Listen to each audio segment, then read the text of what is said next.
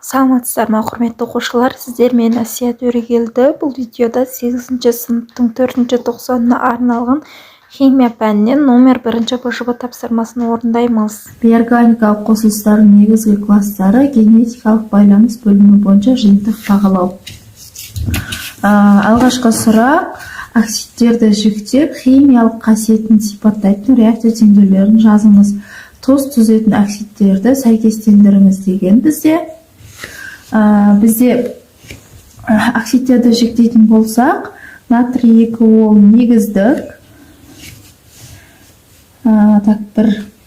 Натрий 2 ол, SO2 ол қышқылдық, P2 ол қышқылдық, хром 3 ол бізде екідайлы, алюминий 3 екідайлы, кальций ол негіздік оксид. Енді келесі берілген оксидтердің натрий 2 ол, P2 ол, алюминий 3 химиялық қасиетін сипаттайтын реакция теңдеулерін сумен, сұйытылған тұз қышқылмен, натрий гидроксиді ерітіндісімен жазыңыз. Біз натрий 2-ға су, сұйытылған тұз қышқылы және натрий гидроксидін қосатын боламыз. Натрий 2O су, H2O тең, натрий OH шығады. Алтына 2 қоямыз. Сонда реакция теңдеуі теңеседі. Екінші, натрий 2Оға қосамыз H хлорды тең, натрий хлориді қосу H2O болады. Натрий хлоридінің алдына 2, H2-ның алдына 2 қойсақ, реакция теңдеуі теңеседі. Келесі натрий 2Оға натрий OH, натрий гидроксиді ерітіндісі. Біз натрий 2Оға натрий гидроксиді ерітіндісін қоса алмаймыз. Өйткені оның құрамындағы металдар, екі заттың құрамындағы металдар да натрий. Келесі біз натрий 2 аяқтап P2O5-ке көшеміз. P2O5 қосу H2O тең H3 PO4 шығады бізде. H3 PO4-дің алдына 2 қоямыз, H2-ның алдына 3 қоямыз. Сонда реакция теңдеуі теңеседі. Енді P2O5-ке қосамыз. H хлорды. H хлор ол бізде әрекеттеспейді. Екеуі де қышқылдық оксид болғандықтан P2O5 және H хлор бір-бірімен әрекеттесе алмайды. Сондықтан P2O5-ке мен натрий OH-ты қосатын боламын. Бұл кезде бізде тең натрий 3 PO4 қосу H2O болады. H2-ның алдына 3 қоямыз, натрий 3 PO4-ның алдына 2 қоямыз, натрий OH-тың алдына 6 қоямыз. Сонда реакция теңдеуі теңеседі. Келесі реакция теңдеуі бізде алюминий 2O3-ке келді. Алюминий 2O3 қосу H2O тең алюминий OH 3 еселенген шығады. Алюминий OH 3 еселенгеннің алдына 2 қойсақ, реакция теңдеуі теңеседі. Келесі реакция теңдеуі бізде алюминий 2O3-ке қосамыз H хлорды тең алюминий хлор 3 қосу H2O шығады.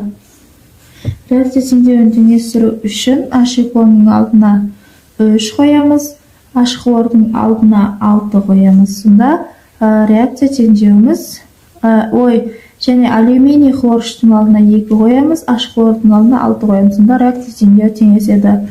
Келесі алюминий 2O3-ке қосамыз натрий OH-ты. Тең болады натрий алюминий O3 қосу H2O. Бізде алюминий 2O3 екідайлылық қасиет көрсетіп тұрғандықтан натрий OH пен әрекеттесіп тұр. Реакция теңдеуін теңестіру үшін натрий OH-тың алдына 2 қоямыз, және натрий алюминий O3-тің алдына 2 қоямыз. Сол кезде реакция теңдеуі теңеседі.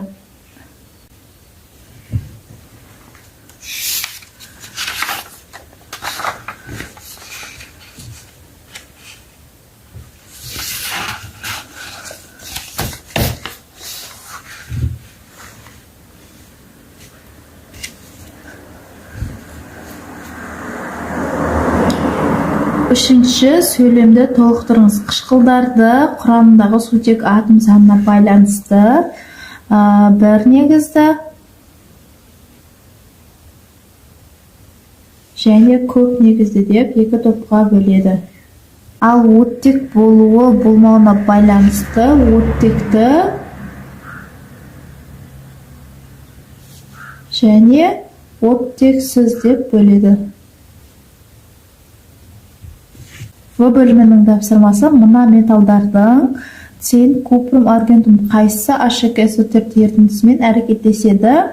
Мүмкін болатын реакция теңдеуін жазып, теңестіріңіз. Бұл жерде бізде цинк қана H2SO4 пен әрекеттеседі. Реакция теңдеуін жазып қояйын. Цинк қосу H2SO4. Тең болады цинк SO4 қосу H2. Реакция теңдеуі өздігінен теңеседі. Купрум және аргентум олар әрекеттеспейді. Өйткені бізде металдардың белсенділік қатарында купрум мен аргентум сутектен кейін орналасып тұр. Олар H2SO4-тің ерітіндісімен әрекеттесе алмайды. H2SO4 бізде концентрлі, яғни күшті болған жағдайда купрум және аргентуммен әрекеттесуі мүмкін. Төртінші, суда еритін негіздерді, сілтілерді бөліп көрсетіңіз. Бұл жерде купрум OH екеселенген, ол бізде ерімейді. Төбесін жазып кете салайын. Ерімейді. Натрий OH ериді. Барий OH ериді. Алюминий OH үшеселенген ерімейді. Бұл өте оңай. Оны ерігіштік кестеден көріп жаза саламыз. Бұл бөлімі реакция теңдеуін аяқтап, түзілген тұзды атаңыз. Алюминий OH 3-ке H хлорды қосқан кезде бізде алюминий хлор 3 шығады, қосу H2O шығады. Реакция теңдеуін теңестіру үшін алюминий хлор 3-тің алдына 2 қоямыз, және H2O-ның алдына 6 қоямыз, H хлордың алдына 6 қоямыз, алюминий OH 3-тің алдына 2 қоямыз. Сонда реакция теңдеуі теңеседі. Бесінші, оқушы сабақта төмендегідей тәжірибелер жасады. Мыс ұнтағын қыздырып, қара түсті мыс оксидін алады. Осы қара түсті ұнтаққа күкірт қышқылын құйып, қыздырғанда көк түсті мыс сульфатының ерітіндісіне айналады. Бұл ерітіндіге калий гидроксидінің ерітіндісін құйғанда көк түсті мыс гидроксидінің тұнбасы түзіледі. Осы түзілген тұнбаны қыздырып, қара түсті мыс оксидін алады. Оқушының іс әрекетінде аталған заттардың химиялық формулаларын қолданып, өзгерістерді жүзеге асыратын реакция теңдеулерін жазып теңестіріңіз. Алғашқыда мыс ұнтағын қыздырып, қара түсті мыс оксидін алады. Бізде купрум, мыс ұнтағы деген купрум, оны қыздыру, оған O2 қосу. Тең бізде купрум O шығады. Реакция теңдеуін теңестіріп кетейін. Енді одан кейін оксидін алды. Осы қара түсті ұнтаққа күкірт қышқылын құйып, қыздырғанда көк түсті мыс сульфатының ерітіндісіне айналады.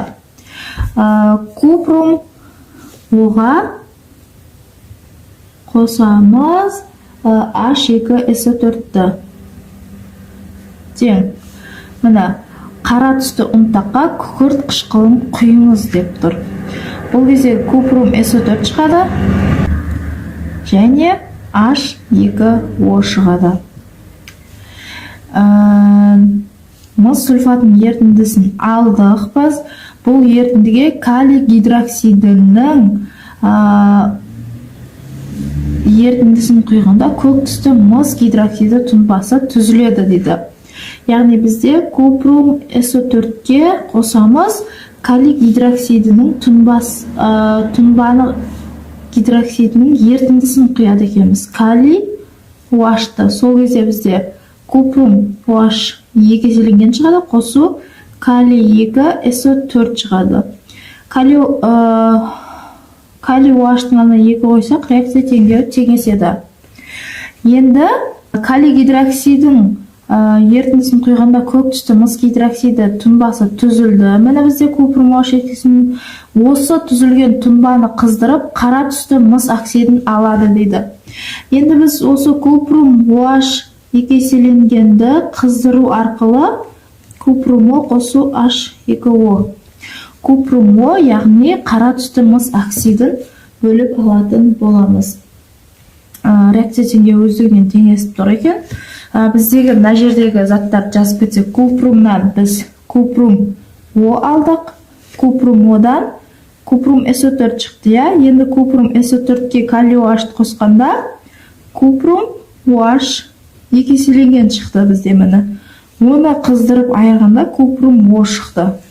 Сонымен біздің видеомыз аяқталды. Менің каналыма жазылып, лайк басып, өз пікірлеріңізді қалдырыңыздар. Қош, сау болыңыздар.